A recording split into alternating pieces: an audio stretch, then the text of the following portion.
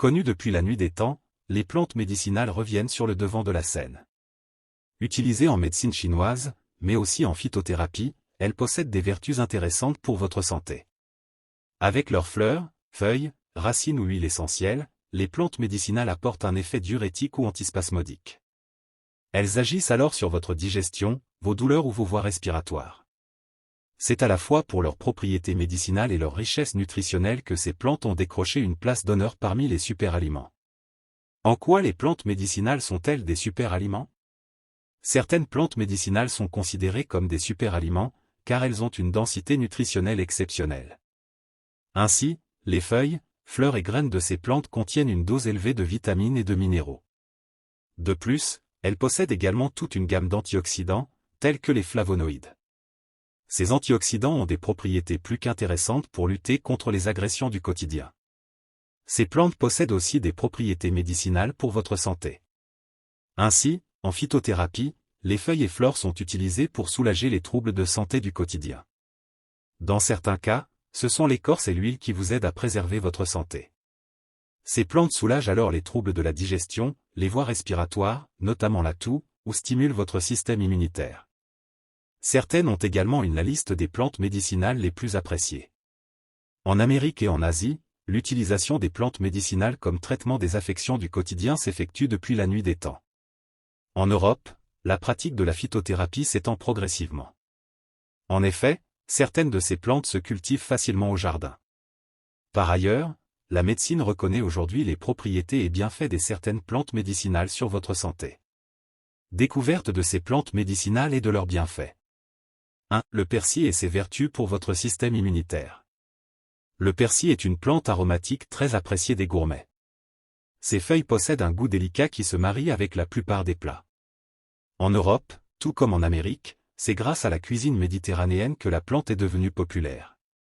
Si son goût a su séduire les plus exigeants, son succès revient aussi à son feuillage vert intense qui rehausse l'esthétique des assiettes. Mais, loin de n'être qu'une plante aromatique, le persil a aussi sa place parmi les plantes de la phytothérapie moderne. D'un point de vue médicinal, la plante est appréciée pour ses teneurs élevées en fer et en limiter les risques d'anémie. De plus, avec sa teneur élevée en vitamine C, il favorise la bonne santé immunitaire et prévient les maladies des voies respiratoires. En usage traditionnel, la plante, plus singulièrement sa racine, donne une infusion diurétique également active sur les troubles digestifs. Si la consommation de persil comme condiment ne présente pas de contre-indication, son utilisation sous forme de tisane est plus périlleuse. Demandez l'avis d'un professionnel de la médecine. 2. Le chanvre, une action contre les douleurs. Plante controversée, le chanvre fait couler beaucoup d'encre. En effet, cette plante aux propriétés médicinales largement diffusées ne trouve pas sa place. Il faut dire qu'elle est largement associée au cannabis. Pourtant, le chanvre médicinal est une plante pour ainsi dire dépourvue de THC, la substance psychotrope du cannabis classique. Sa substance active est alors le CBD ou cannabidiol. Pourtant, en Europe, tout comme en Amérique du Nord, les législations sont discordantes sur l'usage de la plante dans les produits de santé. Ainsi, selon les pays ou les États, en ce qui concerne l'Amérique du Nord, le chanvre est autorisé pour un usage médicinal et ou récréatif, ou pas du tout. Les autorisations sont également variables. Selon la partie de la plante, feuilles, fleurs, huile ou graines. En phytothérapie, la plante est pourtant appréciée pour son usage contre les douleurs. La plante serait aussi intéressante pour ses vertus relaxantes. Toutefois, il existe assez peu d'études scientifiques de qualité sur les vertus du chanvre thérapeutique. La prudence est donc de mise, consultez un professionnel de la médecine. 3. Le moringa, l'arbre de vie. Aussi appelé arbre de vie, le moringa s'utilise depuis la nuit des temps pour ses vertus nutritionnelles. En Europe, cependant, cet arbre est mal connu. Originaire des régions chaudes comme l'Amérique du Sud, l'Afrique ou l'Inde, l'arbre y fait partie de l'alimentation traditionnelle des populations. En Europe, les feuilles et les graines du moringa sont séchées et réduites en poudre. L'arbre est donc uniquement connu comme complément alimentaire. Pourtant, les feuilles et les graines du moringa ont des teneurs nutritionnelles exceptionnelles avec plus de 90 nutriments différents.